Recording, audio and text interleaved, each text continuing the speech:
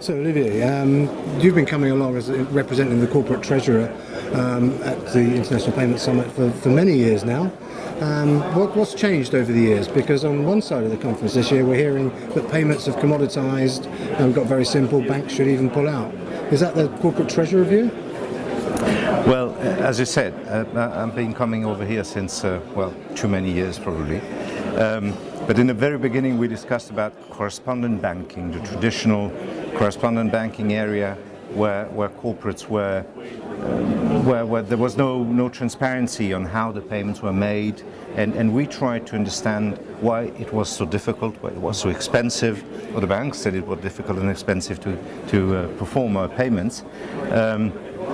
And then the worries of everybody were on what if we get a completely standardized payment area? What is the value added of each and single bank? What is the added value of a single offering of one major bank? And we are still there where there is no really standardized payments world. There's the SEPA, which is coming up, but very difficult to achieve. And then you have the emergence now of the payment services providers, which are not bankers, which are not regulated. And as you know, in the payments area, there is a relationship which links the payment to credit, and credit is a monopoly of banks. So it's a difficult issue, and I'm not against opening up the market to payment services providers which are not banking licensed, but we must be very careful in who bears what sort of responsibility in the payment process. So there's a role for the banking industry in more than just transferring the money from A to B. There is the service level and the expertise level almost, and the credit level. I'm sure.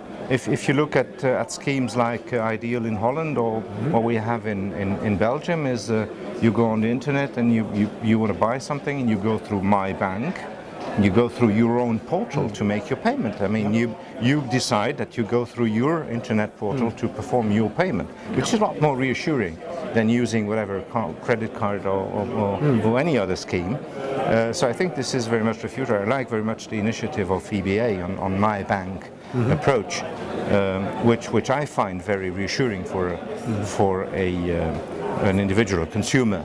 Right. And from the corporate view, for many areas of payments, we have been doing SEPA before SEPA, building up payment factories since years.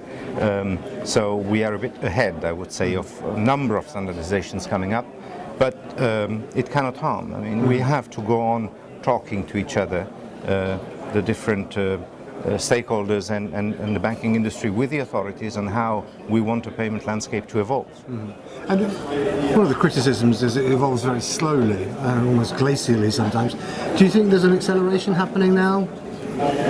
No, I don't see it happening, because the banks are very much under trouble now for a number of reasons we know about, and I'm not sure they're very keen in investing heavily into new infrastructures, new ideas.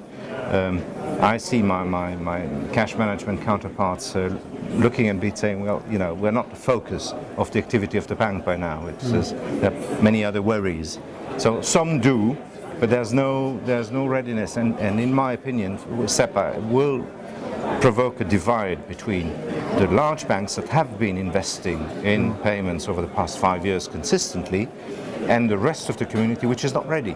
And the rest of the community will have to probably outsource the payments, because they will not be able to catch up with the investments that have to be done, or are not concerned at all, because they are small local regional banks and have nothing to do with the SEPA standards. But they don't see the reason why they should. Yeah? Does that concentration then cause you as a corporate a worry, because it's a concentration of risk perhaps? No, if you have those white labeled payments factory that the banks would use, provided they are properly regulated in terms of access to central money whenever needed and whatever, I don't see why. I would rather prefer having a well-performing infrastructure, which is a common infrastructure, and then every bank labeling its own services with its name, so the normal customer wouldn't know that this payment is performed by an underlying white labeling. As they don't with credit cards. Absolutely, absolutely. So your basically your view is it's progressing, but it's still slow, and there's still quite a long way to go. Yeah, well, it will stay slow because you have big actors that have been investing lots of money over the past 5 years, and they're not ready to give up. Okay. Excellent. All right, thank you very much. Pleasure.